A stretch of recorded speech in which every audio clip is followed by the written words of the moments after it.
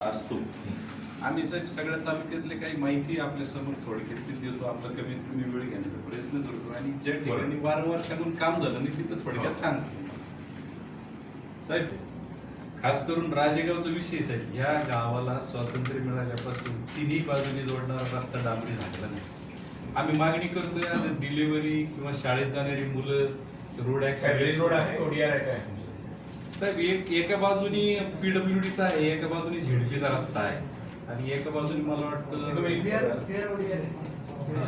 DPC मधून प्रस्तावित करता येईल साहेब. डीपीडीसीतून द्यावं आम्ही काय मागणी करतो, आपणच द्या, कारण तिथले राजेगावचे नागरिक त्याच गावचे मी रमेश आहे साहेब, माझे सैनिक आहेत. भारत स्वतंत्र झाल्यानंतर त्या गावाला रस्त्याचा विशेष नाही. पूर्वचे जे रस्ते आहेत बैलगाडीचे असा अजूनही तेच रस्ते आहेत. लोकसंख्या आपल्या गावाची अंदाजे 15 किलोमीटरचे रस्ते ते चारी बाजूने. लोकसंख्या गावची 1200-1500 लोकसंख्या खूप छोटी आहे आणि नदीतून जाणारा रस्ता पावसाळ्यात आपण जाताच येत नाही. ठीक झेडपीचे आहे काय केलं अनेकदा आंदोलनही झाली, आश्वासन यांना प्रश्न घेऊन टाका काय करायचं ते साहेब. एक लास्ट रिक्वेस्ट आहे, त्रिमूर्ती कॉलेज जवळ साहेबांनी सांगितलं की त्या ठिकाणी मुलांसाठी ओव्हरब्रिज करावा आणि आपलं म्हणणं होतं की त्याचा वापर होत नाही. साहेब घोडेगावला तोच ब्रिज आहे, त्याचा वापर होत नाही, पण हा त्रिमूर्ती कॉलेजला न करता जर नेवासा फाट्यावरती फ्लायओव्हर केला शेवगावकडनं नेवाशाला जाणाऱ्या रस्त्यावरती, तर साहेब अक्षरशः आता लग्नाचा पिरियड होता, 3-3 तास साहेब ट्रॅफिक जाम असतं. 3 तास साहेब नगरमध्ये नाही होत. रस्ता कोणाचे आहे पीडब्ल्यूडी तुम्ही काय प्रपोजल केलं आहे आम्ही बोलतो साहेब, पण ड्रंक अँड ड्राईव्हची कारवाई फारच कमी होतच नाही आणि पिणारे आणि ऍक्सिडेंट होण्याचं प्रमाण फार आहे. आणि डेटामध्ये आहे ड्रिंक अँड ड्राईव्हचा नंबर ठीक आहे ड्रिंक केलं आयरेटचं किती आहे? श्रीरामपूर महाबळेश्वर ते थेट श्रीराम संगमनेर हा रस्ता. आता आपणही बोलला त्याच्यावरती खूप स्पीड ब्रेकर आहेत.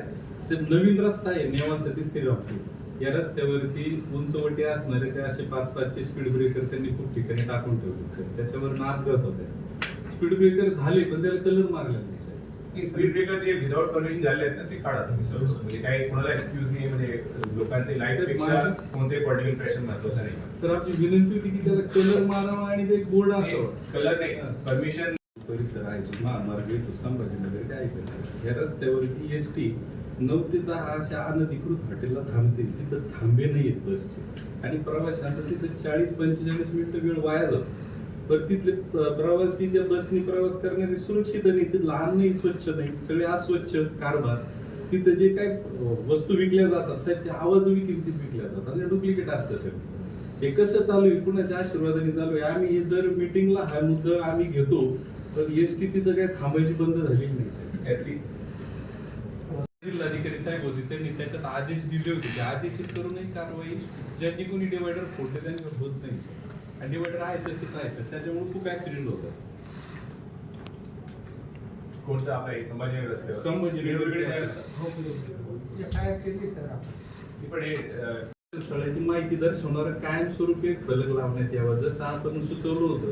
तो केडगावचा जो ब्रिज झालाय नवीन, त्याला तुम्ही अहिल्यानगर जिल्ह्यात सहर्ष स्वागत आहे असं लावलं, तिथं कुणी त्याच्यानंतर राजकीय फ्लेक्स लावलं नाही. अशा जागा जर आपणच भरून टाकल्या तर लोक विद्रूप करणार. आपण याची चांगली आहे सूचना आपण हाच घोडेगावचा जो पादचारी पूल आहे संभाजीनगर महामार्गावरचा, त्याच्या दोन्ही बाजूनी या कमर्शियल जाहिराती 12 महिने चालतात. या ठिकाणी समजा या बाजूला तीर्थक्षेत्र देवगड आणि संत ज्ञानेश्वरांचं आहे, या बाजूने जर ते दाखवलं आणि तिकडनं या बाजूला येणारे तीर्थक्षेत्रांची माहिती दिली तर चांगलं दिसेल.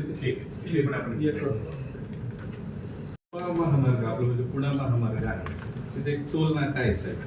त्या टोल नाक्याच्या वरती रिडिंग दाखवणारा तो मोठा बोर्ड आहे, इथे जायचं किती किलोमीटर अंतर. त्या बोर्डावरती सर्रास साहेब सगळ्या नेत्या लोकांच्या जाहिराती 12 महिने लागलेल्या असतात. हा विषय आपण नेहमी घेतो आणि शासनाच्या मालकीचा महामार्ग चेकअप म्हणून आहे सर तर आपण हवामान सूचना दिली काय करतात सर ती पाळतो होती त्याला कानाला हे लोक काय करतात फ्लेक्स आमचं नाही अडकून जातात. किती वेळा सारखं करत असतं पण